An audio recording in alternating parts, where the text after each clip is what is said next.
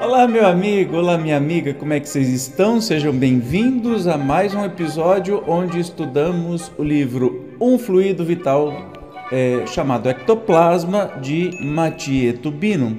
Nós vamos estudar o capítulo 15º hoje, que trata de como provocar a liberação do ectoplasma. A gente já vem estudando a fundo, com nenhuma intenção de polemizar o tema, e sim em cima de um estudo muito sério do professor doutor Mathieu Tubino sobre o que é o ectoplasma. E hoje nós vamos aprender de maneira prática de como fazer a liberação do ectoplasma, já que seu acúmulo provoca muitos problemas, não é? Então, sem demora, vamos para o texto. Como já foi dito anteriormente, o ectoplasma deveria ser liberado, por cada pessoa, em um processo contínuo e normal, principalmente pela respiração, sem que ocorresse acúmulo do mesmo. Contudo, quando o acúmulo acontece, pode-se provocar a sua liberação com o objetivo de obter alívio para os sintomas causados pelo excesso de fluido. Nas ocasiões em que for feita a liberação, deve-se tomar alguns cuidados com o ambiente mental, uma vez que o ectoplasma pode, em certas condições, ser utilizado por espíritos desencarnados para muitas finalidades, boas ou não, dependendo da índole dos mesmos. Nesse tipo de atividade é sempre aconselhável que haja alguém com suficiente equilíbrio emocional para ajudar em caso de necessidade. Por exemplo, se houver muita liberação e a pessoa se sentir sufocada. Obviamente, quem ali estiver para ajudar não pode se concentrar para fazer liberação, devendo saber o suficiente sobre o assunto, isto é, pelo menos o que está neste livro. É recomendável, sempre que possível, preparar um ambiente suave, com pouca luminosidade. Se for utilizada alguma lâmpada colorida, que seja de preferência azul, uma lâmpada de 5 watts ou um LED, por exemplo, por ser uma cor relaxante. No momento em que começar a liberação, pode-se apagar a luz, pois no escuro o processo torna-se mais tranquilo. Para ajudar no relaxamento é aconselhável colocar, de fundo, uma música instrumental suave. É muito importante relaxar. Então, o que a gente começa a aprender para fazer essa liberação do excesso de ectoplasma, né? Procure um ambiente silencioso, coloque uma música calma para relaxar, preferencialmente instrumental, um pianinho tocando, alguma coisa bem zen, bem tranquila. Pode-se usar uma luz azul de LED num abajur, por exemplo, né? E depois, quando começa a liberação, pode-se apagar e ficar no escuro. Seria bom estar com alguém junto, vibrando coisas boas, né? Lembrando que os espíritos podem manipular o ectoplasma, então pode ser um momento que, se tiver espírito não muito feliz, né, os tais espíritos de porco, que vão querer fazer gracinha com esse ectoplasma liberado. Então, quem está liberando o ectoplasma, fazer uma prece, né? Manter boas vibrações, bons pensamentos, não ficar remoendo o problema do dia a dia, nem mágoas, nem nada assim. Liberar a mente, relaxar, é praticamente uma meditação, né? E a pessoa que estiver junto, do mesmo jeito. Mas vamos continuar. As pessoas que têm uma religião podem fazer devagar, entendendo cada palavra que pronunciam, as preces que desejarem, pedindo que lhes seja dada a assistência necessária para que os fluidos liberados possam ter bom uso. Aqueles que não têm crença declarada e que desejarem experimentar se seus males podem diminuir pela possível liberação deste tal de ectoplasma, não precisam fazer a prece se não quiserem. Devem procurar relaxar bastante, ter bons pensamentos, imaginar paisagens tranquilas, pessoas que gostariam de ajudar, evitar pensamentos negativos, de preocupação, mágoas, etc. Então, isso não é um processo religioso, certo? Então, depende de cada um. todo mundo pode fazer. Continuando. Aqueles que resolverem tentar a liberação de ectoplasma, quer tenham uma religião ou não, devem ter em mente que essa prática requer cuidados. Uma liberação feita em ambiente mental inadequado reverterá, com certeza, contra a própria pessoa. Portanto, cuidado e seriedade. Nada de fazer brincadeiras com o ectoplasma. O fato de as pessoas usarem suas crenças religiosas na ocasião da liberação do ectoplasma não implica que este ato seja algo místico ou supersticioso. Olha lá, acabei de falar, né? Por outro lado, o uso de velas, roupas especiais, orações repetitivas, ladainhas, incensos, sinos, etc., são totalmente dispensáveis e mesmo diria, olha lá, indesejáveis. A ocasião deve ser tratada com seriedade, simplicidade e naturalidade para melhor desenvolvimento dos trabalhos. Então lembre-se, o momento de liberar ectoplasma não é um momento religioso. Deixa a sua religião fora deste processo, tá? Não, seja ela qual for, não tenta complicar, não. É um processo simples, mas tem que ser feito com seriedade. Após alguns minutos de relaxamento, poderão surgir as primeiras sensações da liberação do ectoplasma, isto é, se a pessoa já não as tiver antes mesmo de começarem os trabalhos. Os seguintes sintomas são mais comumente observados: necessidade de tossir, ânsia de vômito, sensação de calor e transpiração mesmo em dias frios, peso no abdômen, eructações. Há alguns indivíduos que não têm maiores sensações, mas sentem alívio geral depois da reunião. Para facilitar a saída do ectoplasma, pode-se forçar um pouco a tosse. No caso de ânsia de vômito, deve-se assumir uma posição inclinada para a frente como se fosse vomitar, posicionando a boca em forma de U e tentando abrir um pouco a garganta. Isso facilitará muito a liberação, que poderá ocorrer aos borbotões. Eu não sei o que o Zezinho falou, mas em forma de O, inclinar, né? Eructações são arrotos, né? Vontade de tossir e tudo mais. Então você entendeu? Eu entendi que para a gente começar, a gente deita neste lugar pensamentos bons e não faz mais nada, só relaxa. E essa liberação vai ocorrer naturalmente, né? Mas com possível ânsia de vômito, tosse, arroto, né? Transpiração em dias frios, sensação de calor. Então isso é natural e pode acontecer. Ou não tem sintoma nenhum, simplesmente vai liberar sem nenhuma consequência. A liberação pela tosse pode ser incentivada se o tossir for um pouco forçado. É comum, tanto na liberação por tosse, mas principalmente por vômito, ocorrer falta de ar. Para controlar esse sintoma, deve-se inspirar lentamente pelo nariz até encher bem os pulmões para, em seguida, expirar suavemente pela boca. Repetir cuidadosamente 3 ou 4 vezes antes de reiniciar a vomitar. O controle do processo trará certo conforto na liberação. Esse modo de respirar pode ser usado também pelas pessoas que, embora tenham ectoplasma acumulado, não têm ânsia de vômito ou de tosse. Então sempre é o relaxamento, é a postura de meditação o tempo todo. Então controlar sempre uma respiração tranquila. Tem uma técnica muito legal que o meu amigo Dr. Ururaí Barroso, psiquiatra, diz: quando a gente inspira, enche bastante, bem plenamente o pulmão, e quando expira, fala na voz mental assim, ó. Eu vou falar na voz oral, física, mas é para ser falado na voz mental. Inspira e ao expirar diz: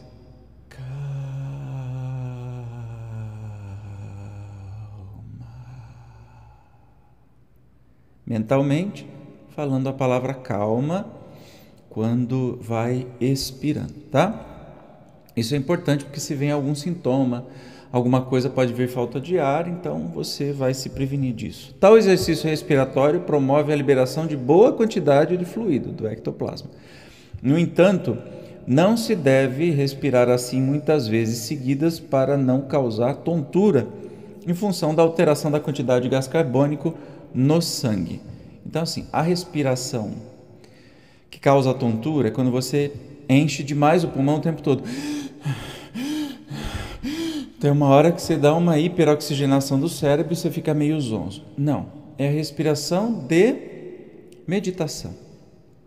Ninguém fica tonto meditando, né? Então,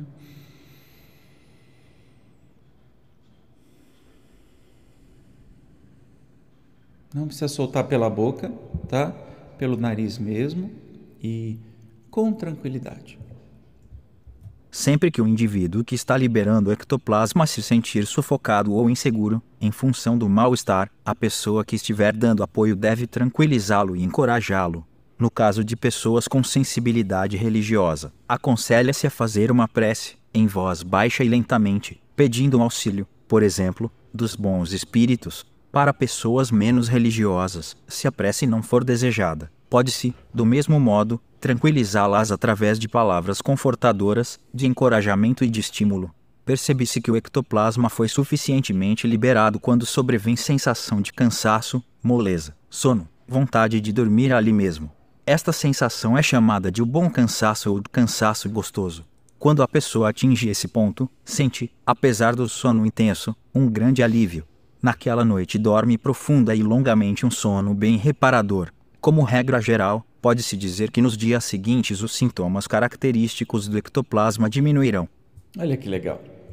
E se você não tiver ectoplasma para liberar, esse trem vai fazer mal? Absolutamente não. Vai. Um relaxamento tão agradável, gostoso, uma reflexão, uma conexão com o mais alto, com Deus, com os santos, com quem você quiser, seu anjo de guarda, o espírito protetor, isso não importa, não vai fazer mal. Portanto, teste hoje à noite na sua casa e depois me conta, deixa aqui nos comentários o que aconteceu, tá? Ruim não vai fazer, mal não vai fazer nenhum. Continuando. Há, evidentemente, como em tudo, exceções. Nem toda a pessoa que provoca a liberação de ectoplasma o faz de modo completo. A liberação feita parcialmente, mesmo que ocorra em quantidade apreciável, pode gerar certo desconforto e, em alguns casos, poderá ocorrer o aumento dos sintomas do acúmulo do ectoplasma, principalmente aquelas pessoas em que for incentivada a liberação e esta não ocorrer, provavelmente apresentarão, nos dias seguintes, agravamento significativo dos seus sintomas. Por isso, antes de tentar qualquer liberação provocada, é bom que todos que participarem do trabalho estejam bem conscientes da seriedade e da responsabilidade do momento. No início do desenvolvimento desse trabalho, atendíamos as pessoas em uma sala especialmente dedicada a tal atividade. A luz ambiente era azul e, no momento adequado, ela era apagada para que houvesse intensificação da liberação. De fundo usava-se uma música instrumental suave. A equipe que coordenava as atividades era constituída por pessoas experientes no assunto. Não se superava a relação de um trabalhador para cada 10 pessoas atendidas, embora a razão usual fosse de 1 para 5. As turmas de liberação, em função inclusive do tamanho da sala, não passavam de 20 pessoas, o que já era muito. E eu acredito que, havendo a não liberação, e aí a gente está vendo o relato, né, do professor Mathieu Tubino, pode ser que os sintomas se agravem. O que faz? Sai correndo? Desespera? Não. Faça uma nova liberação com seriedade, sem ser interrompido, não é? Da maneira que está ensinando aqui no livro.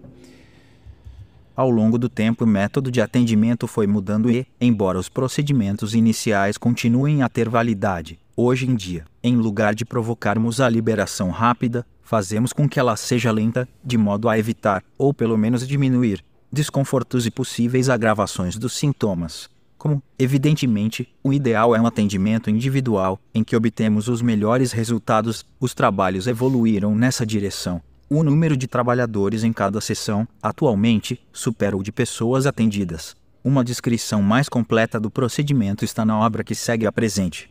Então, outra chave, né, para dar certo, uma liberação lenta. Não tem pressa. Não é o tipo de coisa para fazer em 5 minutos. Entendeu? Passe lá meia hora, 1 hora, né, fazendo a liberação com o quarto escuro, no momento com a luz azul, depois com o quarto escuro e com certeza você vai colher bons resultados, né? E aí ele diz assim que Uma descrição mais completa se encontra na próxima obra, que é Saúde e Ectoplasma, que nós estudaremos depois que finalizarmos este livro. Já entraremos em Saúde e Ectoplasma, e lá tem muitas descrições, o passo a passo, como faz, uma coisa um pouco mais elaborada, né? Então, continue no estudo. Continuando aqui. É muito comum pessoas sentirem que estão liberando o ectoplasma, ou terem ânsias de liberação, em situações das mais diversas, na rua, no ônibus, na escola, no serviço e, principalmente, em lugares onde há doentes como, por exemplo, hospitais. Nestes casos, deve-se procurar se tranquilizar, fazer uma prece pedindo auxílio à espiritualidade superior, engolir em seco, tomar um pouco de água, relaxar e fazer o exercício respiratório como ensinado acima. Tal procedimento ajuda a controlar a liberação de ectoplasma e, mesmo, pode ser suficiente para evitá-la momentaneamente, adiando-a para ocasião mais apropriada. Porém, se ocorrer liberação, a mesma será feita de modo mais adequado. Como o ectoplasma é usado em curas, a presença de pessoas necessitadas pode, por um processo automático, provocar a transfusão de ectoplasma do doador para o doente. Nesse caso, o doador poderá se sentir subitamente indisposto e ao receptor poderá ocorrer uma rápida melhora. O processo pode acontecer mesmo à distância, desde que haja sintonia mental entre os dois. É muito comum ocorrer entre pessoas que conversam por telefone. Pode-se entender que tal fato possa acontecer à distância, se lembrarmos dos fenômenos de transporte ou aporte de objetos provocados por médiums de ectoplasmia. Então, essa doação de ectoplasma para pessoas necessitadas pode acontecer de modo automático, e aí você vai sentir as sensações do ectoplasma sendo doado ou saindo, que vem a tosse, ânsia de vômito, falta de ar. O que é que você faz se você não está num ambiente propício para isso? Relaxe, centralize sua mente, respire profundamente, sabe?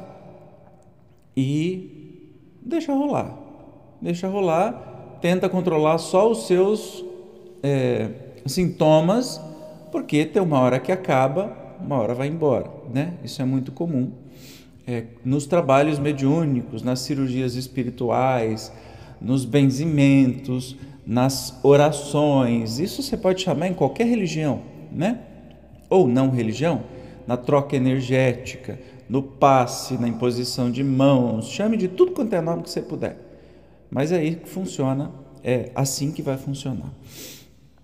Para pessoas que se sentem exaurir ou que tenham indícios de liberação de ectoplasma em certos ambientes, aconselho a irem para um lugar tranquilo, ao banheiro, por exemplo, fazerem uma prece, lavarem o rosto e as mãos, molharem a nuca, respirarem segundo o processo acima ensinado, procurando se tranquilizar em casa. Ao tomar banho, tentar sentir que a água não está apenas limpando o corpo físico, mas que está retirando alguma coisa a mais, deixando o corpo leve. Sabemos que a água pode carregar esse tipo de fluido, mas para que isto ocorra é necessário que haja uma disposição mental do indivíduo. Olha lá os segredos aí de estiver assim se sentindo que está liberando ectoplasma num lugar que não deveria, corre para o banheiro e faz o que o professor disse. É possível retirar pelo menos um pouco do ectoplasma com as mãos. A retirada pode ser feita pela própria pessoa que o tem acumulado ou por outra. É necessário, sempre, proceder com delicadeza. Para tirar o ectoplasma que sai dos ouvidos, imagine que está saindo deles um delicado tecido de formato alongado. Pegue com as mãos e puxe suavemente para fora, deixando-o cair a uns 2 palmos de distância do próprio corpo. Este procedimento pode continuar por alguns minutos. Então você mesmo pode fazer, né, isso, ou a pessoa que está te auxiliando no momento da liberação do ectoplasma. E se for na garganta, como é que se faz? Para retirar o ectoplasma acumulado na altura da garganta, do tórax e do abdômen, passa-se a mão em forma de concha sobre o local, como se estivesse juntando algo. Puxa-se a mão na direção do próprio corpo, movimentando-a de um dos lados para o outro da pessoa. Por exemplo, posicionando-se do lado direito dela. Vide figura 1, estende-se a mão até o seu lado esquerdo e puxa-se o ectoplasma para o lado direito. Aí se fecha a mão como se estivesse segurando algo invisível. De fato, segura-se um pouco de fluido. Leva-se a mão a uns 50 centímetros de distância da pessoa, em direção a si mesmo, e ao lado se solta o ectoplasma na direção do chão. Por este processo, repetido várias vezes, é possível retirar boa parte do ectoplasma acumulado, o que traz algum alívio. Joga, tira e joga. A gente vai ver uma figura já já. Pode-se fazer essa retirada em qualquer parte do corpo onde haja acúmulo de ectoplasma. Outros lugares onde ocorre este acúmulo com certa frequência são as articulações, as pernas, os braços e as mãos. É necessário muito cuidado nesses procedimentos para não aumentar o desconforto do indivíduo. Antes de tentar o processo, leia mais adiante a parte que diz respeito à percepção do ectoplasma com as mãos. E aí a gente vê uma figura, olha só, tá vendo? Começa aí para retirar e joga para o chão. Olha lá, retirada de ectoplasma superficial ou exteriorizado com a mão. As setas indicam o fluxo do movimento da mão. Recolhe-se o ectoplasma com a mão em forma de concha, puxando de um lado para o outro do corpo da pessoa. Fecha-se então a mão para segurar o fluido, puxa-se com a mão fechada e em seguida faz o gesto de jogar fora na direção do chão, abrindo a mão. Pode-se repetir o mesmo processo várias vezes em diversas alturas do tórax e do abdômen ou ainda da garganta, proceder sempre com muita cautela. Então é como se a gente estivesse fazendo... que a gente vai pegar água, pega a água, fecha um pouquinho e joga a água, né? É um fluido mais sutil, só isso. E hoje nós encerramos, nem eu sabia disso, eu achei que fosse muito maior, mas não é. Hoje nós encerramos. Lembre-se que, eu não estou com o livro aqui agora, mas no livro Saúde e Ectoplasma, que é o que eu vou começar em seguida, quando acabar esse, nós estamos encaminhando para o fim deste livro. Nós vamos estudar mais a fundo sobre isso, sobre as consequências, sobre a retirada, tem um monte de figura, um método bem mais prático de como fazer tudo isso que a gente falou hoje, tá bom? Muito obrigado pela sua presença. Se isso foi importante para você, dê joinha, se não for inscrito no canal, se inscreva e compartilhe com seus amigos. Muito obrigado pela sua presença. Eu te encontro então no próximo episódio, onde vamos estudar consequências que ocorrem naquelas pessoas que acumulam ectoplasma. Quem acumula, acontece o quê? Descubra comigo, eu te espero. Tchau!